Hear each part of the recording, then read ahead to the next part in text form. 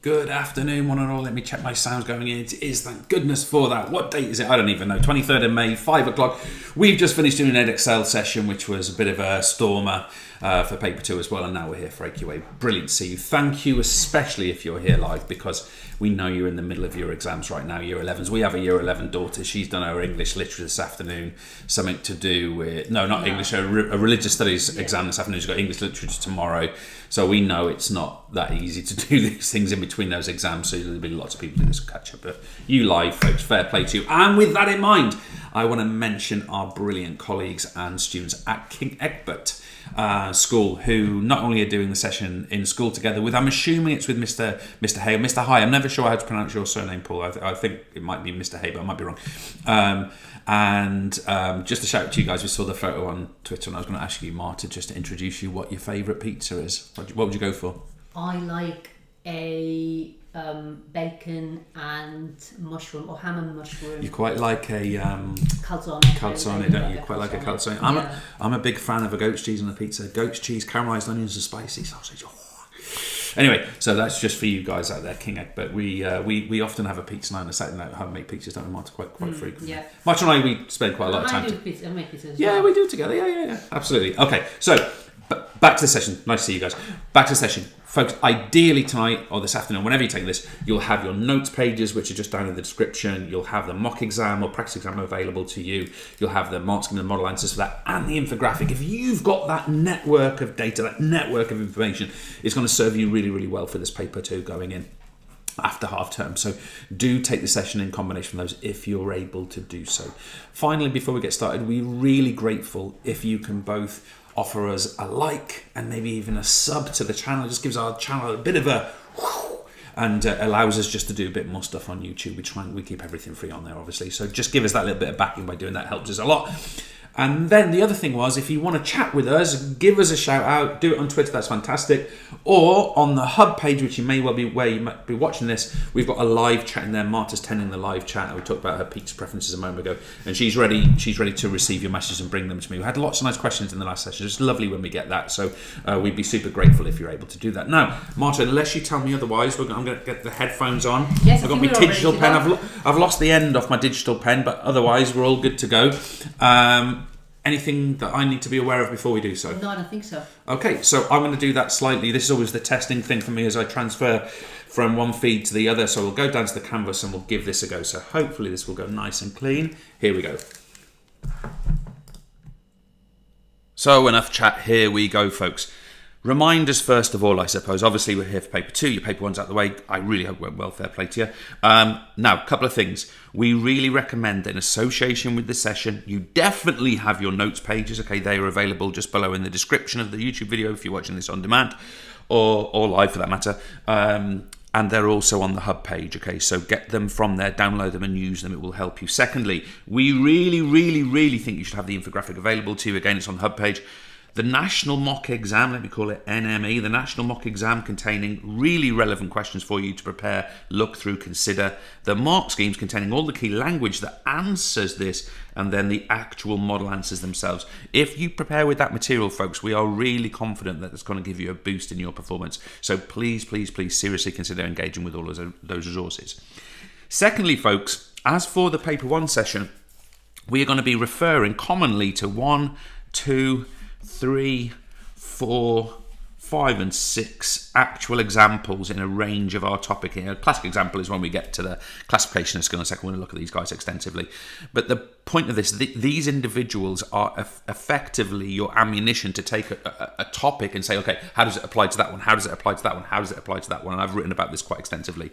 So be aware of that. And then finally, folks, can we be clear about something? In an hour and a half session, we are not completing all of paper 2. We are completing the topics that we covered through the National Mock Exam, and we are selecting out a range of topics to actually go over in this session. And you will see a theme, areas that are very commonly and heavily assessed. We tend to pick, but look, just as a matter of time, I've not included motivation and feedback today. That doesn't mean they're not going to come up, folks. That just means that I've made a preference for this particular session for whatever reason. Okay, now it's your responsibility, of course, to similarly prepare those materials. Of course, we have every single concept taught via the EverLearner.com if you need to. So with all that said, let's get on with it, folks. Here's my reading out. I'm good at reading out. Here, let me prove it. Simply knowing your skill continua, folks, is not enough. You must be able to place a range of performances onto the 4 continua and justify your placement. Using all of the formal profiles provided at the start of this pack, place their performances onto the continua and complete the table to justify your placement. So that's what we're going to do. But before that, I want to go through the 4 skill acquisition, the classification continua, and I want to make sure that we understand them. So what are we talking about with a complex skill? We are talking about lots of decisions. Make sure this is going into your notes, please, because you may well have to describe this. We are talking about a skill which is generally, I don't like this description, but it's learned slowly. I could have a few things to say. I will refrain. Here we're saying as well that there's a high level, I'll put up arrow, level of concentration. That's what we mean by a complex skill, although I do wonder what elite skills are not complex and don't require concentration. And we've also got high levels of coordination. That is what we are referring to with a complex skill. So let's go over to our basic. What are we talking about here? We're talking about the inverse, aren't we? We're talking about few decisions. We are talking about learned quickly. We are talking about lower levels concentration. Hope you can see that on there if I go into the white. And we're talking about lower levels of coordination.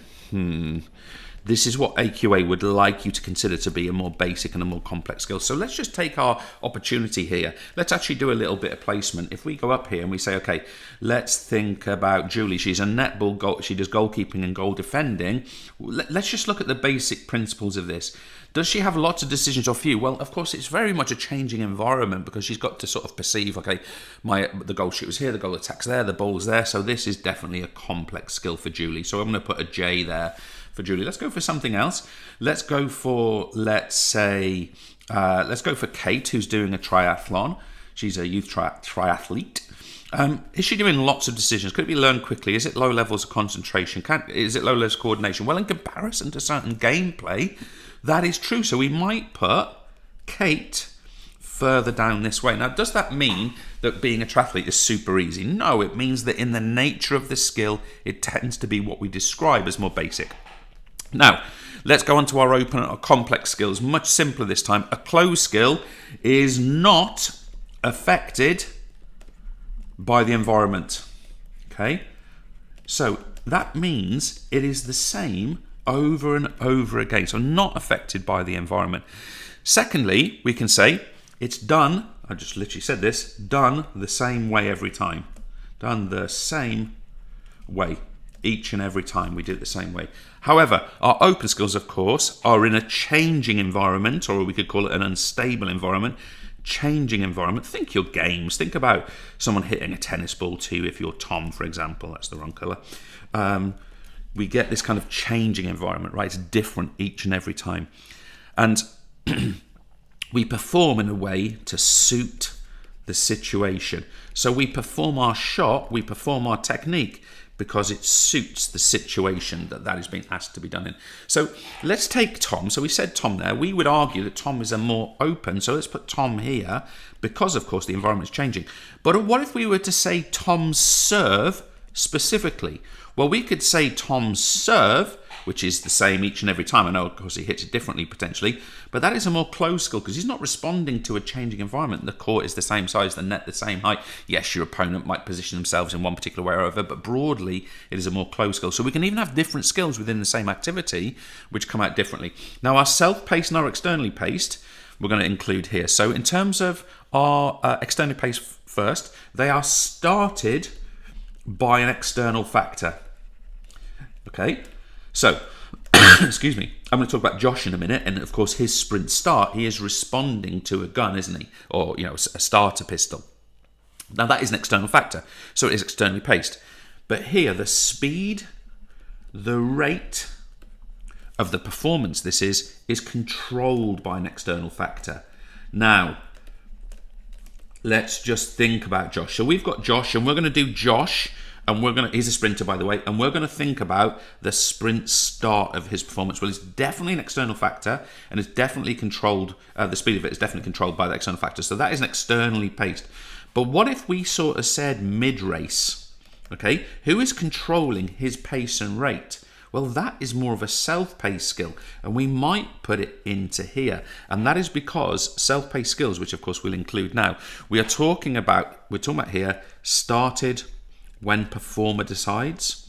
Now that is not the sprint start, of course, but it is the sprinting technique itself. Started when the performer decides. Also, we've got the speed and rate. So we've got speed controlled by performer. So the speed of it is controlled by the performer. So of course this is where the middle of the race for Josh, of course he's controlling the rate. Now of course he's going at maximum, we know that, we're aware of that. Nevertheless, this is useful for us. What about our final growth skill? In some ways maybe the easiest ones for us to consider.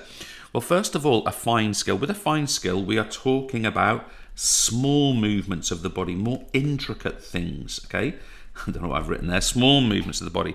We are talking about small muscle groups. That is what we mean by a fine skill, okay? And of course the inverse is the case. We're talking about large movements,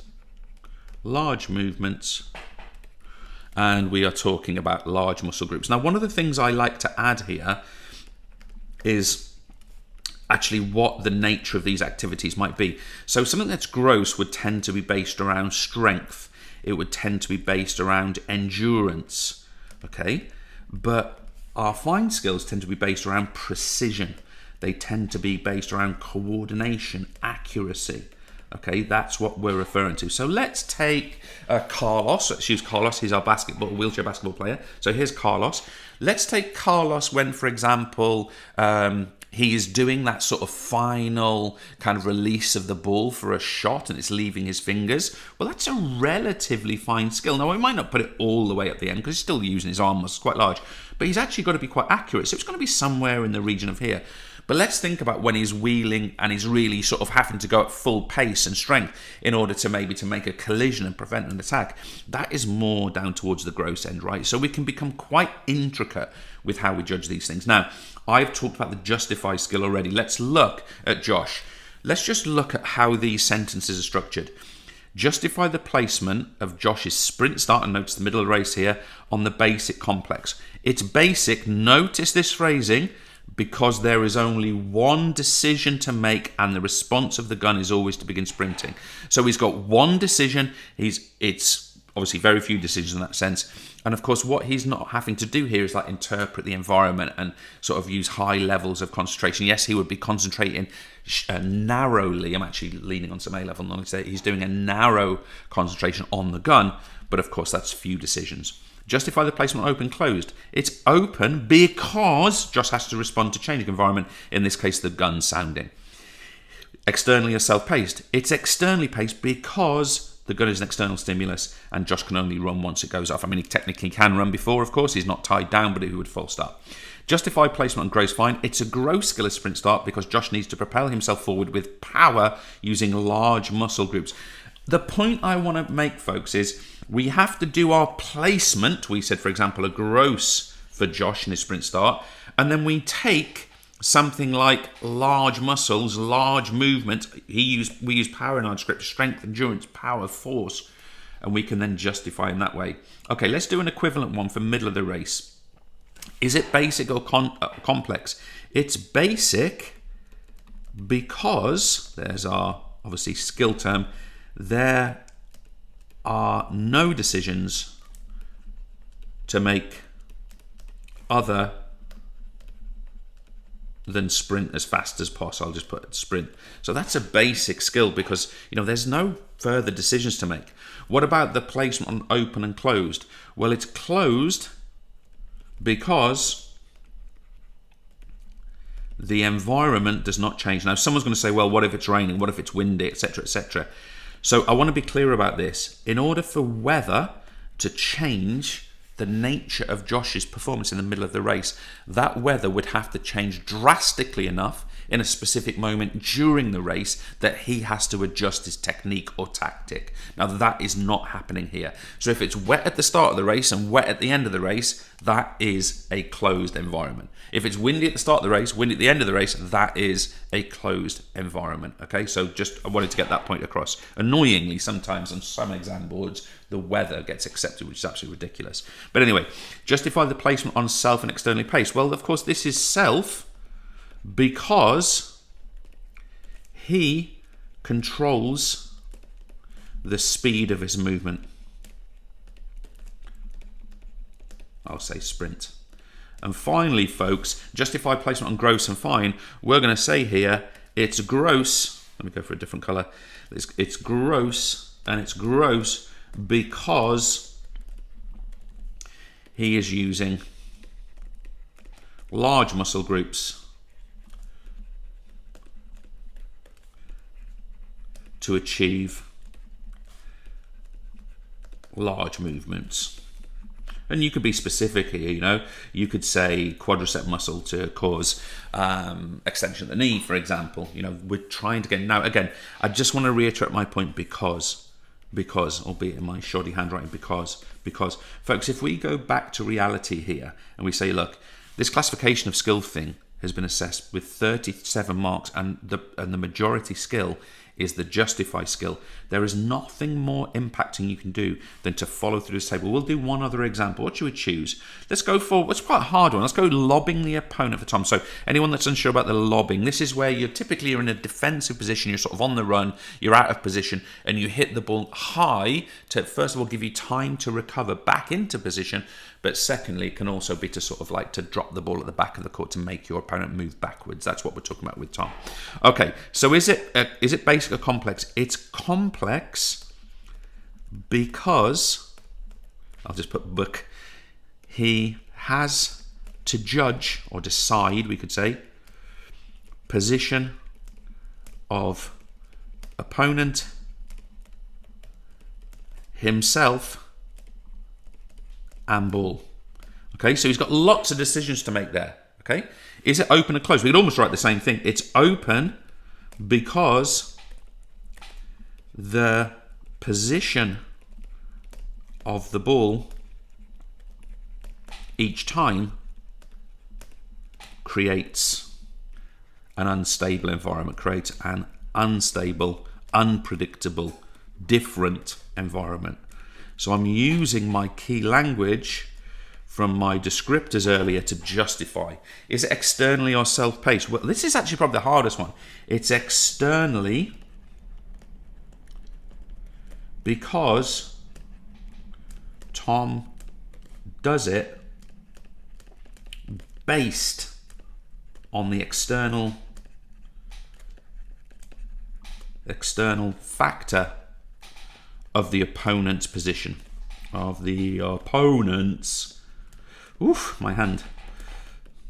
Position. And finally, this is a really interesting one. Is it gross or fine? I'm just going to pause there. You might, if you're in a group situation, you might want to quickly discuss that. But what would you put here? Okay, now I watch a fair bit of tennis, play it badly now and again. What am I going to choose to put here? I'm going to say, you could argue both, by the way, but I'm going to say it's mostly fine. It's mostly fine. It could well be sort of more towards the middle, to be honest. But it's mostly fine because the feel of the shot dictates its arc, you know, how high it goes, trajectory, I'm not necessarily suggesting you'll get these words into your answer, and landing position. So this is quite interesting. Now, if this had said, not Tom lobbing an opponent, but sprinting to the corner of the court before he lobs the opponent, can you see how that would have been gross? Because he's sprinting using large muscles, power, strength-based performance. So I would urge you folks to go through that table and learn how to justify. And I've given you some really hard ones here, such as a penalty pass. If you're not sure what that is, check with someone, okay? Penalty pass is when as effectively someone's fouled you in netball and you have your opponent stood right next to you, so you effectively have an extra player intercepting a pass into the D. So what would you come up with there? We've also got a free throw for Carlos and 1-versus-1 defending for Carlos. These are areas that you can really sort of get your teeth into and have a go at. But what I want to see every single time is because, and then in essence, using this language here to justify. And by the way, sometimes they will actually accept that you justify, like that one I just did for Tom for the gross and fine. You might get away with saying it was gross if you justify it by saying, for example, he has to use large muscles in the legs to sprint to the corner to actually be in a position to make the lob. Now that would be a judgment call whether you've actually described the lob itself or the footwork for the lob, but nevertheless, you can see my point. Okay, we are going to go into guidance. I'm just going to take one brief moment, as you can hear, just to sip my drink, and I will be straight back to you.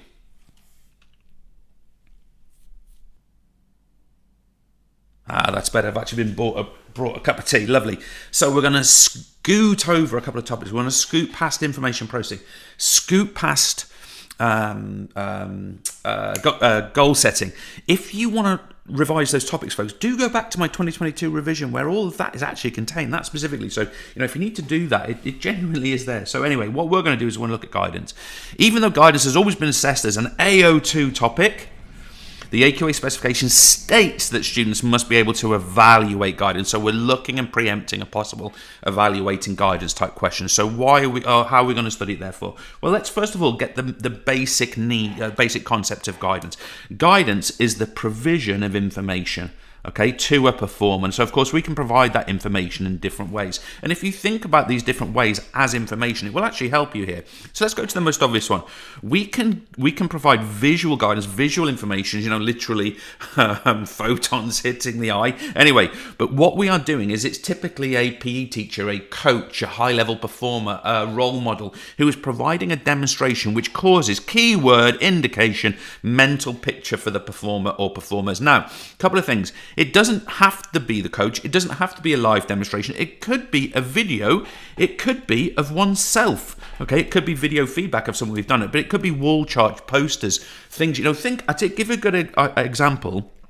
If you go to the gym, have a look next to some gym equipment, let's say, I don't know, it's leg extension or something, and you'll probably see there's some kind of poster or wall chart or some kind of guidance, even on the machine, that tells you how to do it or shows you a mental picture of how to do it. That is visual guidance. Now, what we want to do is we want to evaluate this thing. So let's go about doing that. Now, I'll do it like this. Ironically, I'm going to write the positives in red on green, just so it's nice and visible. So the positives of visual is it's nice and simple. Okay, so therefore it's really good for beginners. So we're going to say it's good for beginners. And we can also say, as we said before, it creates that mental picture, and that is particularly important for those novice or early stage learners. However, this has its problems. It's lots of information in one go, lots of info at once or in one go. So think about, if someone's to, what have we got up above? Let's use Carlos, our basketballer. So if someone was to demonstrate something like a pivot turn or a free throw, that's quite a lot of information in one go, and people might struggle. That can lead to sort of information overload. But probably the biggest weakness of demonstrations, of all the demonstrations that get done, the demo might not be accurate. And an interesting thing to ponder here is, of all the demonstrations of sporting techniques that get done, how many of you do you think are done by the highest level of performers with the best possible technique? It's probably relatively few. Now then, let's go on to our second type of guidance. We're talking about verbal. So we are providing the information in an audio or auditory, descriptive, word-based way. So we are talking about instructions. We are talking about coaching points. Okay, you need to switch your weight from your back foot to your front foot, etc., etc. Why is this strong? Well, first of all, it is specific. Unlike perhaps the demonstration, which might be the whole movement, we can focus on specifics. And it can be individualized. So the demonstration is kind of general, isn't it? This is how you do the skill. But the descriptions, the coaching points, they may be specific to the actual technique that the individual is performing. Now, I just want to introduce you to a term here, and it's called cueing. Okay? Cueing is where we provide coaching points in combination with a demonstration. So watch my whole demonstration of the free throwing basketball and focus cued onto my elbow angle. That's what we call cueing, so often done in combination. However, we've also got some negatives of this. First of all, it can be really time consuming, okay? Because especially if we're doing it on the individual route, and it can lead to overload. So it's lots of information, and if we give too many coaching points, this is why coaching points are often given in batches of two coaching points, two coaching points, two coaching points, so that we don't overload the performer in that situation. Now, let's go on to our manual guidance. This is information that is provided to the performer, and in this case, of course, it's because the coach or the guide is physically manipulating and guiding.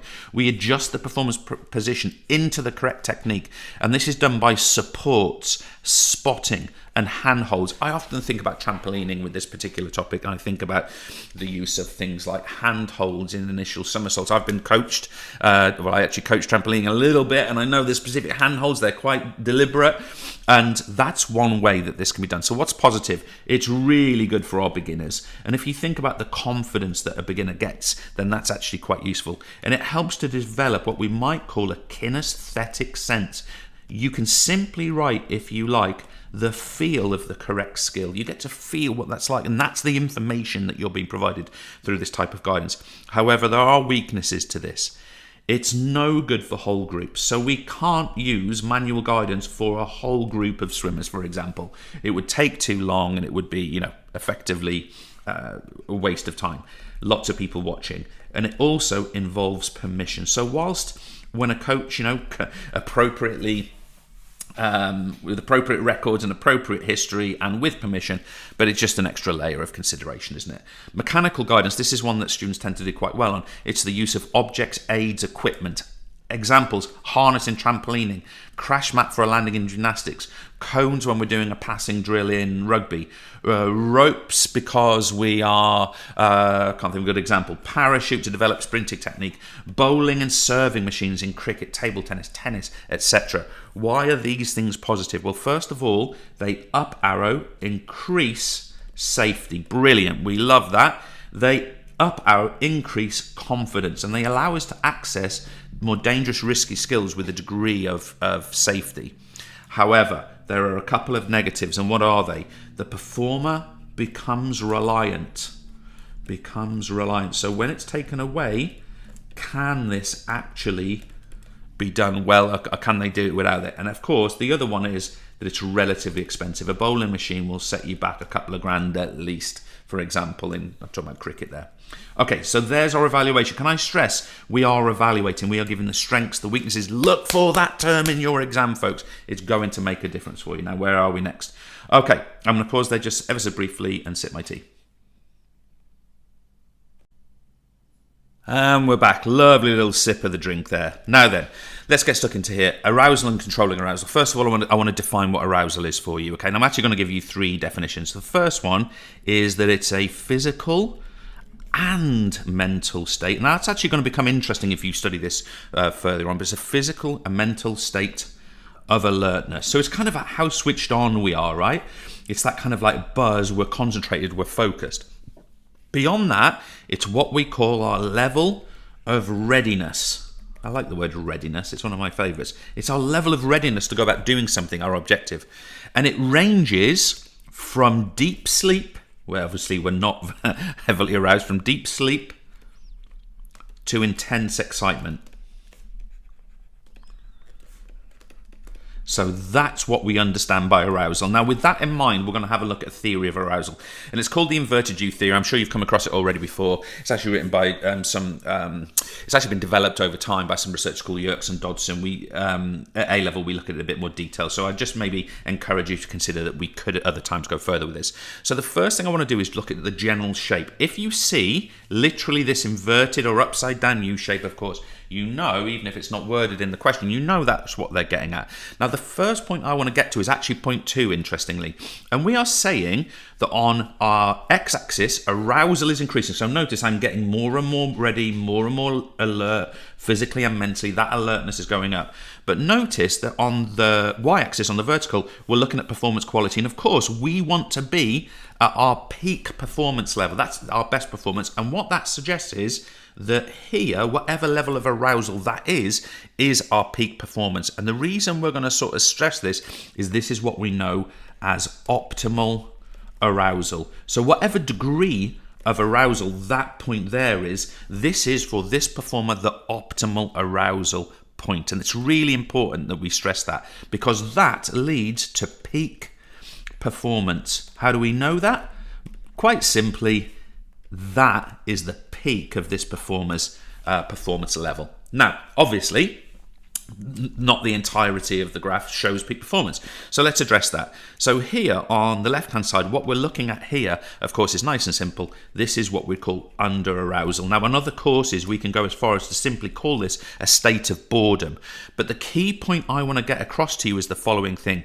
This person here is attending to too few stimuli. Now, what do I mean by that? I mean, oops, that's an I. What's happening here is that this person is not ready enough, that they're actually picking up on enough key information in the performance, okay? So they're effectively in a state of boredom. They're not engaging with the important information that's going to cause them to perform at their best. Whereas over here, we can call this area over arousal. Okay, over arousal. We sometimes call it hypervigilance, but we won't get into that here. And what's happened is that we've gone beyond the optimal point, and we are now sorry, I've got this wrong. There's actually too many stimuli here. Here is actually too few stimuli. Sorry, I know every session I'm going to get something the wrong way around. What I mean by this is that we're just sort of taking in generally kind of everything. This was so sort of hyped. We're narrowing our focus into too few things. So we've narrowed down that which we are looking at. So how would we generally describe the shape of this? Well, let's just go through stages. We could say, look for this bit here. As arousal goes up, so does performance level. Agreed? That's sort of in that first stage, right? So the more arousal goes up here, the performance itself increases. And we can say, however, it's up to an optimal point. And we can say now that coming down this other side, any further increase worsens performance. So this is what we want to be considering. This is what we are talking about with regard to the actual nature of the relationship between arousal and performance quality. Now, I should stress that this theory, as I said before, has been developed over time, and this y-axis has actually been changed, but we don't look at that here. Maybe that's something for you to be excited about if you come and study A-level or BTEC Sport with us at level 3. Okay. We're now going to look at the influence of personality on inverted U. So first of all, let's just remind ourselves, remember, labeling graphs and axes could actually be something that you need to do. But let's notice here that here, B is arousal, and of course, that's arousal increasing. And here, I'll just put it in as performance, but this is performance quality on the y-axis. So what we're finding here is we've got a curve on the green whose peak arousal level, or peak performance, comes at low arousal. Well, based on personality, who is this? This person who is someone we would call very, very bluntly, by the way, an introvert. But over here, we've got this person whose peak performance level, notice it's the same level, comes at high arousal. Who is this person? We would call this person ever so generally an extrovert. So what we are saying here is that based on one's personality, the inverted U can either shift left or right based on whether an introvert or an extrovert. Now, of course, it's nuanced. Of course, there's individual variation. This is a generalization. The one thing I would just like to repeat here is just look at the performance quality. The peak performance is the same. It's not saying extroverts are better, introverts are better. They're performing at the same level. Now, the second, and we've got almost identical image here, we're now thinking about type of skill. Type of skill. How does the nature of the skill we're doing change? Well, we already know that this is arousal on the x-axis. We already know, if I just angle myself here, this is performance on the y-axis. But what we're saying here is there's a certain type of skill which is performed better at low arousal. And there's another type of skill which is performed better at high arousal. What are those skills? And of course, nice and simply what we're going to say here is this would be a gross skill. Think about a javelin throw. this would be a fine skill. Think about a drop shot in table tennis using lots and lots of backspin. We need to be calm, not sort of too overhyped, whereas the javelin throw, we need to be firing, right? So that's what we're talking about there. So let's take things further. How do we control arousal? Can't quite get this into one image for you. So we've got a number of methods. These are called stress management techniques. Not sure why that is dulled there. So first of all, deep breathing. We call this exaggerating breaths. So we effectively, if you go back to your paper 1, we deliberately increase our tidal volume. Now, I'm not going to get into lung volume teaching here, but of course we do that by using up our inspiratory and our expiratory reserve volume. But we increase our tidal volume, and that brings a sense of calmness and centering to us. Secondly, we can use mental rehearsal. Now, what is this? It's imagining yourself successful in your performance. So we are just imagining in this. And a beautiful thing that you might want to be aware of here is that your subconscious, which is sort of like the bit of your brain you're not sort of totally aware of what's going on, it does not know the difference between positive and negative, real and imagined. So what I mean by that is when you imagine reality in your subconscious, it happened. Okay? So your subconscious, in that part of your brain, that has actually occurred. Now, we can also use positive self-talk. Great way to think about this is mantra or a repeated statement, an instruction in your head. Stay balanced.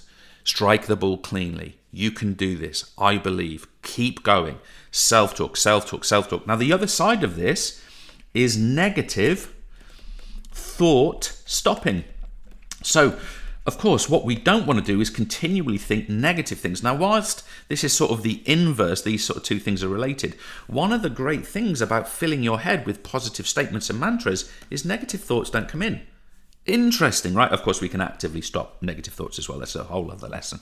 And we can use visualization, not just imagining, but picturing. We are picturing ourselves in a different situation. Two ways to do it. We're either picturing performance, we're picturing relaxation. Okay, so we can use visualization as a relaxation technique as well. So we either picture performance, and of course, we're going to tend to do that as a successful format of the performance, or we picture relaxation, and that works for us. So mental rehearsal and visualization cross over a lot. It's just the only thing we need to remember is that with visualization, we are literally talking about a picture or playing a video in one's mind. Mental rehearsal can take different formats. Okay, I'm going to pause there, and then we're back with some sociocultural. So this time we're skipping past what we missed out. We've missed out motivation. We've missed out aggression. We've skipped past engagement patterns. And again, folks, lots of those topics, including engagement patterns, featured on 2022 revision. So go and take a look at that if you need it. It's all there. It's all on YouTube. It's all online. It's all on our site. All with notes pages. All with practice questions. It's there. Get stuck in. Now, we are looking at commercialisation. What do we know? First of all, our definition. It's when we take sport, often a traditionally amateur sort of concept, and we use it as a commodity. And here we're talking about as a product or a service. You know, literally something you sell in essence, okay? So it's a product or a service for profit. Okay, that is what we mean by the commercialization of sport. So we've taken movement in a competitive scenario. That's a very bad definition of sport, but let's use it. And we said, right, how can we use this to sell to people to make profit? That's what commercialization means. Now, you can make your own sort of ethical view on how you feel about that relationship, but the word relationship is the one I really want to get to, because when we think about golden triangle here, and I'm sure you're aware that's what we would call this, but when we think about it, with one exception, we need to understand what each of these does. So first of all, our sport, notice the word elite, this is where the exception is going to come. This elite sport, what it does is it provides exciting entertainment.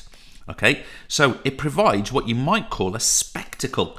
Okay, something that people want to see. Now, a few days ago, what football's been on recently? These are popular, aren't they? City, Madrid. Whew, what a game. What else has been on? There's all kind. I watched Chelsea back at the top of the WSL. What else have I seen recently? There's IPL on. So the cricket's on at the moment. What else is? And French Open tennis is coming up. Or has it started? It might have already started. I haven't caught up with it. Anyway, that's going on at the moment. Those sports have to provide entertainment. If they don't, this relationship doesn't work. What does the media do? Well, the media quite simply makes it visible to people. Interestingly, I use quite a non-visible colour there, so let me change it. It makes sport visible to people. So this exciting entertainment, it makes it visible to a mass audience. And therefore, what do our sponsors do? They invest money They invest money, and they do that to make products visible. Okay, think, I don't know, MasterCard, think about insurance companies, think about beer companies. So what we now have is this relationship. And if any part of this backs out, goes weak, doesn't work, etc., this relationship collapses. And by the way, that has happened on multiple occasions. There's some really famous ones. I'm not going to get into it. Now, I stressed there was an exception. I want to come back to the word elite. Now, I don't want to knock any individual for doing a job and working really hard. You often find that with what you might call celebrity sport, it kind of jumps this hurdle of elite. I think the best example by far right now, although I don't really want to put him into my revision session, is Jake Paul, who is getting some of the best numbers in boxing, despite, in my opinion, not yet being an elite boxer. He's a good boxer, yeah, he's a good boxer. But is he an elite boxer? No, but he's making money through this relationship as if he was. Why? Because he's got a massive following, so these guys get stuck in, of course. Now, this is what we need to be thinking. So, let's say the following things. We've got the idea that elite sport provides entertainment. This is exactly what we just talked about. Let me change colour. We know the media company make the sport visible to a mass audience. We know that investors invest money to make their product visible, popular, household names, use whatever terms you want to use. That's what we're talking about here, and a nice way to summarise those points. Now, I've got to change my canvas. I'll be straight back, and we'll continue this work. Now, this relationship, the involvement in sponsorship and media around elite sport, it has both positives and negatives. So therefore, folks, we are, of course, once again, performing the evaluate skill. Notice we're talking strengths and weaknesses. We are looking for that skill in our understanding, in our writing, in the work that we do here. So what is the impact of that involvement, let's say of BT Sport, let's say of EE, on the performer themselves? What happens? Well, they get free equipment and clothing. Who doesn't like that? Banging. More money to pay for facilities and high quality equipment. Fantastic. They get to wear sponsors' clothing. It's free. Fantastic. I mentioned that above. They get paid more. Again, this is all gravy, right? More time to train and be full time. Brilliant. The sport, I think the WSL women's football is an excellent example of that. It secured excellent media coverage, excellent sponsorship, and the full time nature of the professionals is playing beautifully in the WSL has led to things like Lionesses winning the Euros, etc., etc., etc. And it can turn the performers into heroes and role models. I refer to my previous point, Chloe Kelly, Lauren Hemp, although I think injured, Leah Williamson. I mean, just some absolutely legendary players already in there. You think about someone like Jill Scott, by the way, who's retired as a sports person now, but in terms of being a role model, I mean, I think it's really clear, isn't it? Okay, more money to pay for better coaching and training. I think we sort of mentioned that up there, but anyway, same point. However, there are some issues. Pressure, of course, we said elite sport being at the top, that's where this system works. It can change the times of competitions. Think about football or rugby or cricket matches that change based on when they're played, based on the media involvement. Negative behaviour is highlighted. So if you do something wrong as a sports performer, people are going to see it. You might lose privacy. The sponsors can control your actions and have sort of contracted time.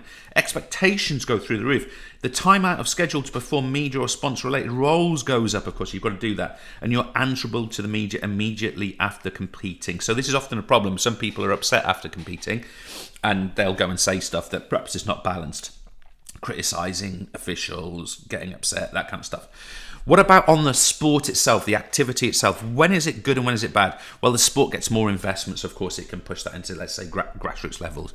If sport becomes more public, becomes more popular, so more people follow it. Sport modernizes to suit media coverage. So it's actually almost like a catalyst, biology, to force or cause the sport itself to update itself. And finally, sport becomes lock and key theory. I've never thought about that before. Sport becomes global with audiences all over the world. So the audience itself becomes bigger. Therefore, the sport has more reach. However, the tradition is lost. This is negative, guys. I feel actually quite strongly about this point, and I've thought and written about it a lot. And if anybody wants to engage with me on it, you can. Sport becomes merely entertainment. I use that word very deliberately. Merely entertainment. I believe sport is more than that. And it might just become just that, merely that. Anyway, that's my point.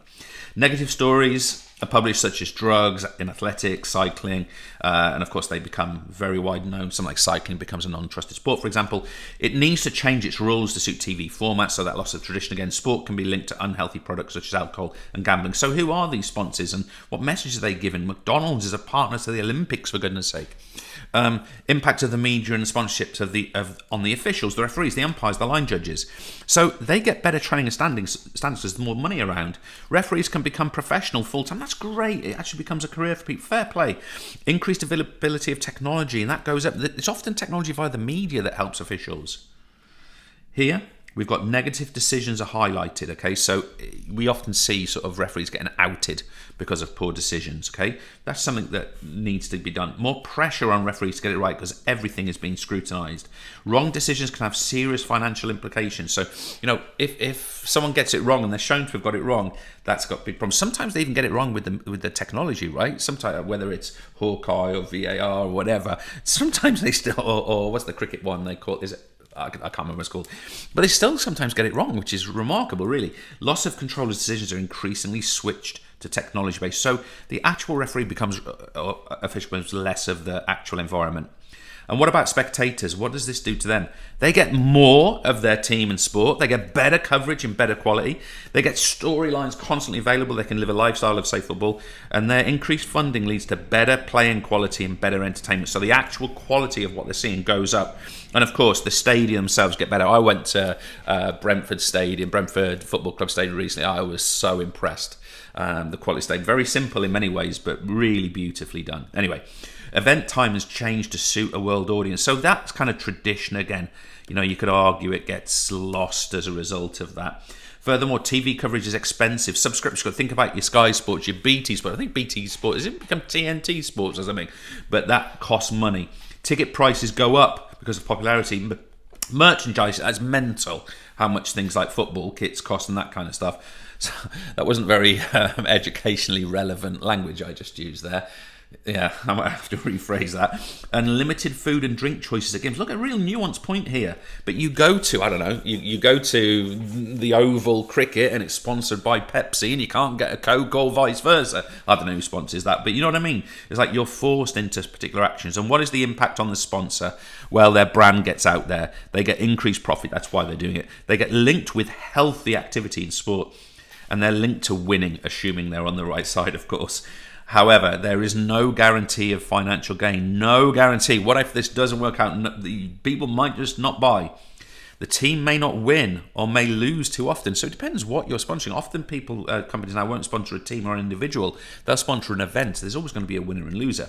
And the athlete or team may behave with deviancy. So if something goes wrong, someone gets outed for drug use or violence or whatever, you get outed as being involved in that, okay? Now, I'm going to pause there. You'll be delighted to know we're now going to look at the positive and negative impacts of technology on the performer, on the and so on, okay? So just quick break and then we'll get it done. So hang in there with me, folks. And the point I really want to get across is your questions are quite likely to ask you, whether it's about sponsorship or media and now about technology. How does it impact the performer? Evaluate that. I'll discuss that. How does it impact the sport? How does it impact the spectator? That's what the official, that's what we want to get to. So let's have a look at this, folks. What have we got? Well, on the performer, better equipment, brilliant. Technology helps, whether that's carbon fiber blades for Paralympic athletes, whether that's more wicking t-shirt technology for all kinds of sports, whatever. Better training facilities, better quality feedback and diagnostics about biomechanics, more stats and tracking. Got all kinds of GPS tracking modules being used by sports performers. Fewer injuries based on more information. That's a great part of technology, right? More inclusive. I mentioned before with blades, but this word's a really lovely one for you guys. More inclusive. More people can engage with sport because the technology enables that. And better safety due to the development of helmets and PPE. So basically, you can go faster, further, higher, stronger without bashing your head in. Think about, think about technology like cycle protection helmets, for example. That literally saves lives on things like downward descents of mountains. That's not to say it's still not dangerous. It is, but of course it helps. Not all performers have access, so we could say it's exclusive. Okay, so only some people can either afford or can get access to it. It only benefits rich clubs or nations. So you might sort of like see a technology divide. We see that in things like track cycling. You effectively get like Commonwealth countries involved in that, and very Western Europe, first world countries involved because it's sort of high technology. Performers continuously assessed and under pressure. So this is negative. You never get to just perform. Everything is measured. Now there's strengths to that, of course, and your weaknesses are highlighted. Now, if we were to say weaknesses are feedback, that becomes a positive, right? But you might be, sensitive to that. What about the impact of the technology on the sport? Better feedback and analysis by coaches. So coaches can do a better job brilliantly. Increased accuracy of timing and distance measurements. Brilliant. We can be more accurate. We can call the winner more clearly. We can do better photo finishes, etc. Improved design of sporting equipment. This could be streamlining. This could be, I mentioned before, this could be our blades, our wheelchair, our carbon fibres. We get better surfaces such as 4 and now 5G pitches. We get better experience for paying spectators. Brilliant. We become a better product. And we even get excitement when awaiting for whether it's Hawkeye or Ultra Edge or VAR or TMO. With excitement as you wait for those decisions. Maybe. However, it leads to unequal competition with the best tech team winning. There's nothing better than Formula One to emphasise that. The tech, no discourtesy to the drivers, of course, but the tech speaks loud, doesn't it? Secondly, delays in the game waiting for decisions. That's not great. And delays in the stadium can cause fan frustration. This gets talked about all the time, the slowing down of the event. Now, what about on the officials themselves? Well, the officials help to make correct decisions more often. So we can say here, more often correct. Brilliant. They're going to be happy about that. So should everyone be. Better communication. And we're literally talking about radios and earpieces. Good decisions are made public and can be reinforced. Better education through that. However, wrong decisions are also visible. Officials become over-reliant on technology and don't want to make decisions. And it's not available to all referees due to the cost. So sometimes you get the expectation of every decision being right. And of course, all the officials got is their own eye, their own sense to try and get that right. We've also got the impact on spectators. So not so much here, but what do spectators benefit with regard to technology? Well, where they go and sit in the ground, it's better. They get better coverage through the TV. They get more accurate decisions for referees. And the actual performance quality goes up because the training conditions and what have you are better. And you also get access to your heroes and what have you because you can access them via social media. However, there's an issue. Stuff gets more expensive. Furthermore, there's a delay whilst waiting for technology decisions. Okay, we're right near the end, folks. I'm going to take the briefest of pauses, sip my tea, and I'll be straight back to you. Folks, we are nearly there, you'll be delighted to know. So, what we're going to look at here is the reasons for participation. And actually, to be honest with you, I tried to make this as pictorial and common sense to you as possible. So these are the reasons we argue that people should take part. And let's be clear, in lifelong or long-term physical activity. So let's sort of be clear about what we mean. So there are numerous reasons. We'll touch on social because it's at the top. It's often the ones people struggle for. Look out for that term in the question. Are they specifically asking you social benefits to participation? So, of course, socialising, making friends, brilliant. We can cooperate and learn those skills. We can even technically learn teamwork skills. Now, just differentiate these two. Cooperation could be, you're in the gym and you allow someone else to use the gym equipment at the same time and you work in between their sets, etc. Teamwork's more of a technical thing where, let's say you're playing in a badminton doubles match and you're working as a team with your doubles partner. It's actually a technical consideration. Now, I never know what to do with this one. It helps to have essential human needs met, such as food, safety, and clothing. I'm not sure what to tell you about that. I've just written it down because it's in the spec. I don't know what they want us to say, but it's there. When I first read that, I thought it sounded a bit ropey, to be honest with you. Essential human needs met by social interaction. I'm not sure if that's what they meant originally, like meeting other people in that sense, and then they added this kind of caveat. I don't know. I mean, maybe your teacher's there and can help you decipher. I really don't know what to teach about it. However, there are fitness gains. Of course, we get fitter. We have a reduced chance of injury. Think especially about like lifelong injuries like a bad back, bad posture, and it aids the physical ability to do work. So you might stand on your feet all day, or you might do manual labour. Of course, fitness and activity helps with that. What about physical health? Again, look out for that term in the question. What about physical health and well-being? Well, we avoid things like obesity, which of course has numerous sort of comorbidities, things it's associated with. We're able to do our tasks. We get reduced risk of some illnesses. This is what I said as well with this. We're thinking about type 2 diabetes. We're talking about atherosclerosis. We're talking about, what else could I say here? We're talking about stroke or cardiovascular disease. We get improved efficiency of body systems. That relates as well, of course. And we get improved heart function. In other words, we prevent things like CHD, coronary heart disease. You biologists, well, all of you, obviously you've studied that in a little bit of detail. But we also get mental health and well-being. Again, look for the distinction in the question. It reduces stress and tension. Lovely word for you to introduce there is catharsis. This is the release of stress through physical activity. We get the release of feel-good hormones such as serotonin, that feel-good factor you get, of course, makes you happy. It actually has a strong relationship with dopamine release, and it doesn't matter. And we're able to control our emotions, emotional regulation, we could call that. So, of course, those are all benefits. Now, folks, I need to change my canvas, and I will be straight back to you with the final part. Okay, good stuff. The opposite sort of half of that, or the other side of the coin, is what happens if we're sedentary, folks. What actually goes on if we have a sedentary lifestyle? And remember, this is sitting and lying down too much as one's lifestyle. That's what we mean by sedentary, okay? So what happens? First of all, we feel more lethargic, tired. We might experience weight gain and obesity. Now, remember, obesity is a BMI which is over 30. Now, I'm not going to get into all of the lesson of obesity here.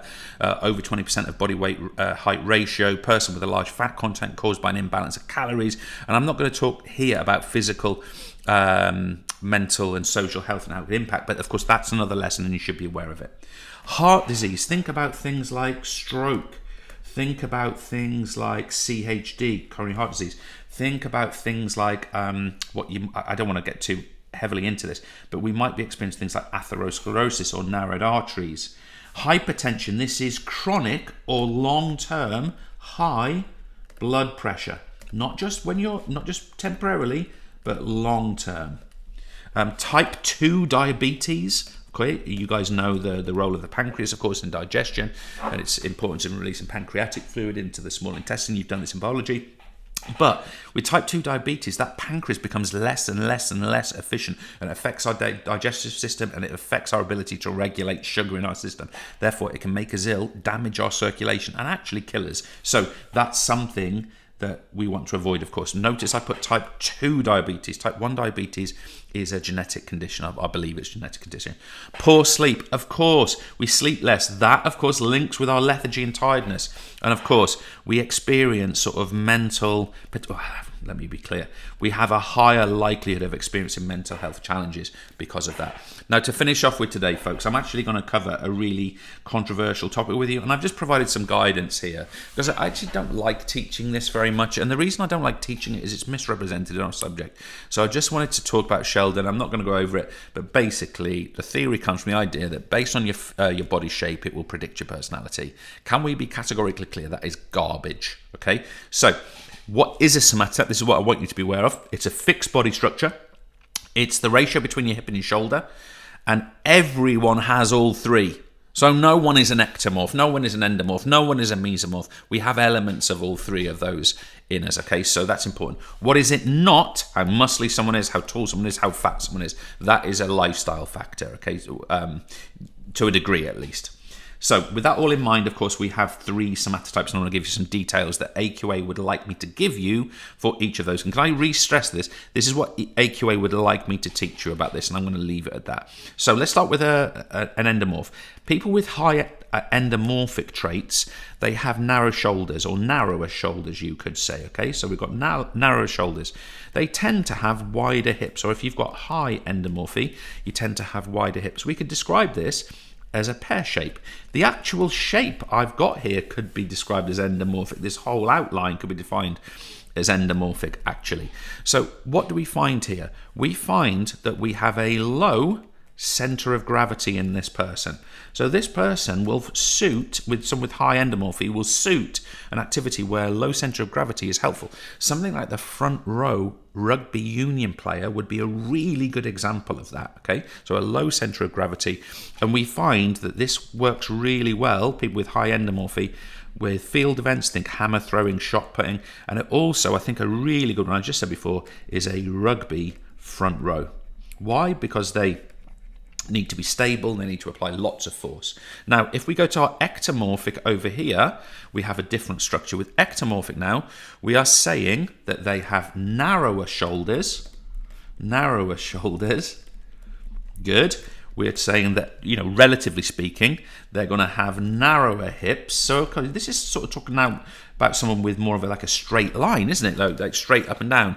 They generally will have a narrower chest, someone with high ectomorphy, a narrower chest in relative terms. And we tend to find they have longer arms and legs. Longer arms, legs. So the limbs tend to be longer. So who might this suit? What kind of performer? Well, we might find this is really useful to have a high ectomorphy for someone who is a high jumper. That height helps. Now let's go back to our rugby example. A second row rugby player. These are the really tall ones. If you're not a rugby player, of course, you might not be so sure, but it's a really tall ones, the ones that catch it, the line out, this kind of thing. That height can help. Now, can I be clear? I've mentioned height. This does not necessarily make this person tall, but they tend to have long arms, long legs, which of course is associated with a long torso as well.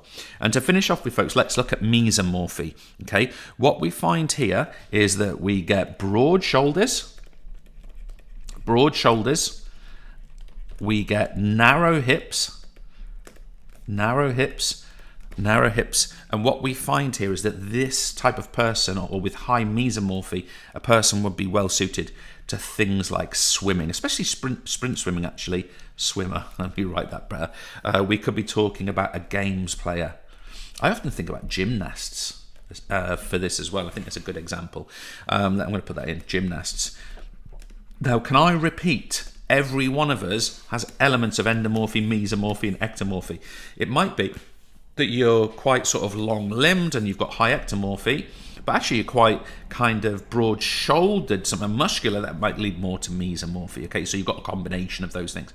What this is not is how fat or muscly you are. Okay, so I just want to make that point, and we want to think about it in that way.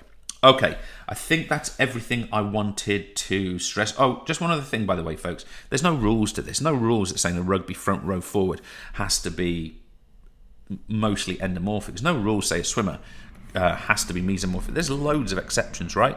It's just sometimes that body shape leads in.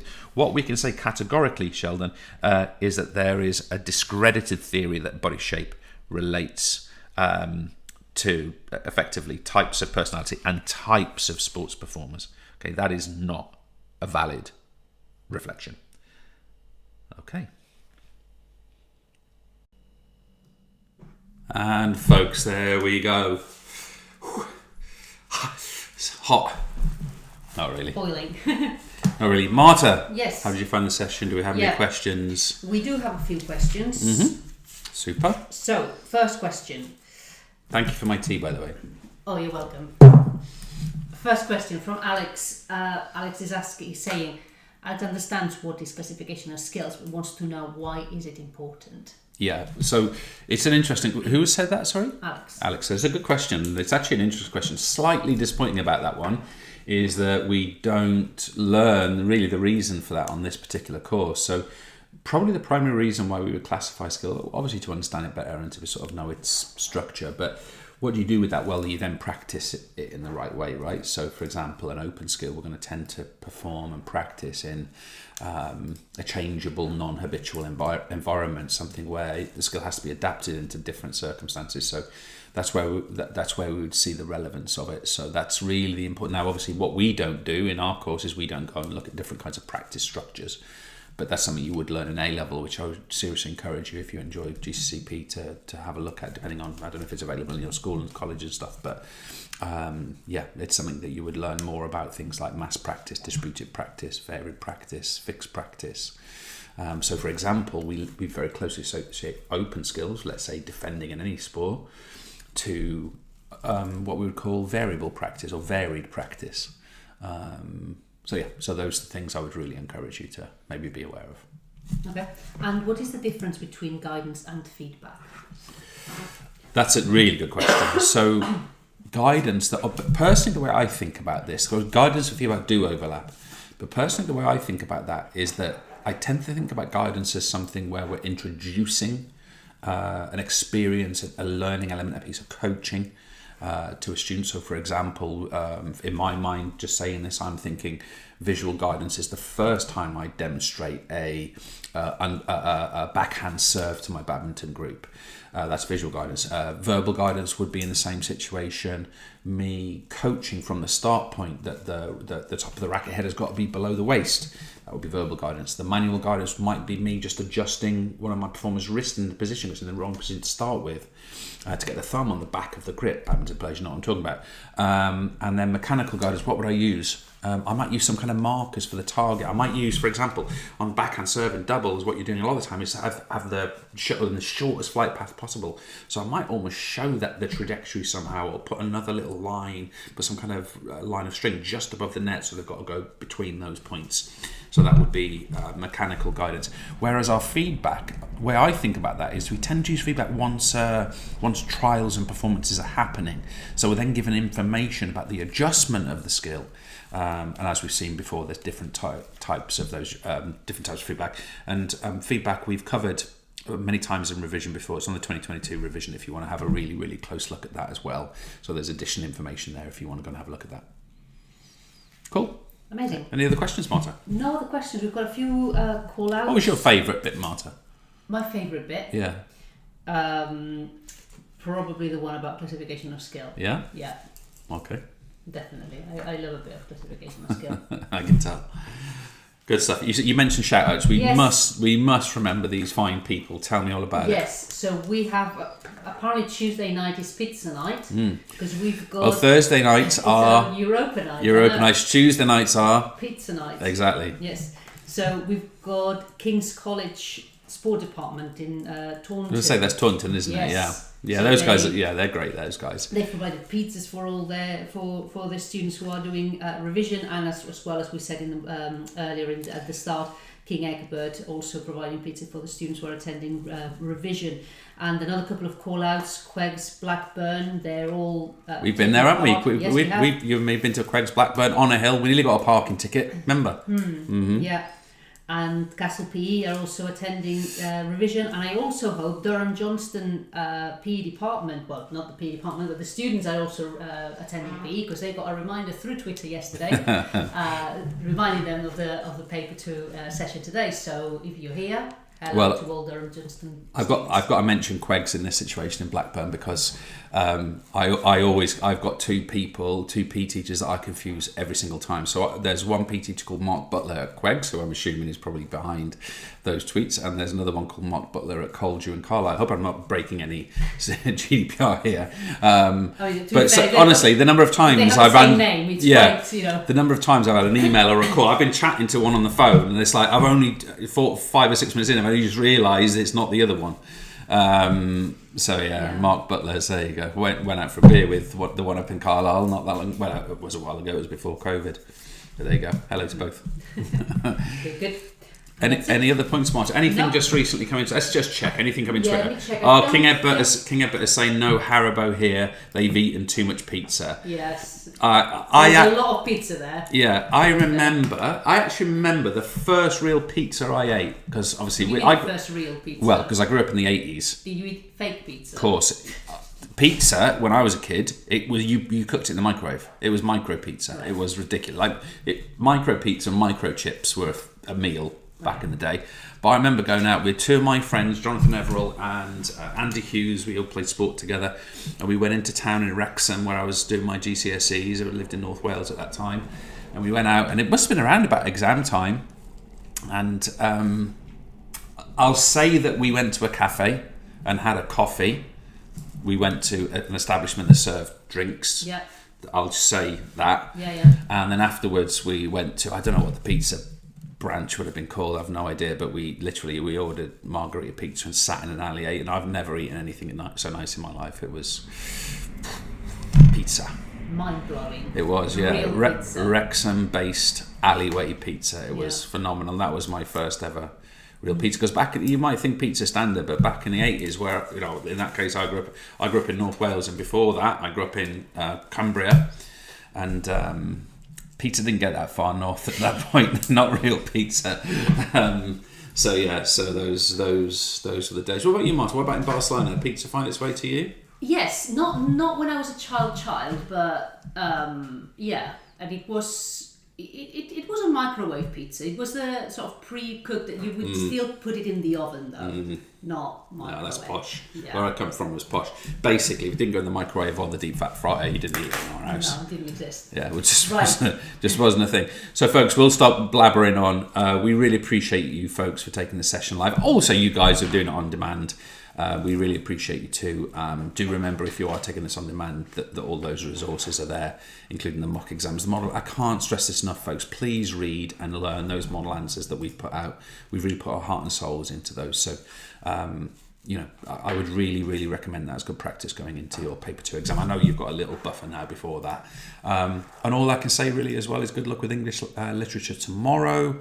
What did we say was another week more to physics? I want to say yeah. physics. Friday. No, Thursday. Physics Thursday. And there is something else Friday. Is it maths? No, I don't think so. Chemistry? Well, there might be some of the optional. Might be some of the optional, yeah. Our daughter Georgina's in her GCSEs. I just asked her about an hour ago how many she's done. She's done 10 so far, so 10 exams already. Ridiculous. And our elder daughter Anna, she starts her first A-level exam tomorrow, which is A-level OCR A-level PE Paper 1. I would imagine some of the teachers will have prepared students for that as well. So brilliant. Marta, anything before we sign off and go and do something else with our lives and allow these people to do the same? No, nothing else. Well, folks, good luck. Thank you so much, GCSE students. Thank you so much, GCSE teachers. This will be the last time we see you in this sort of scenario before A-level. Who knows? Or BTEC for that matter.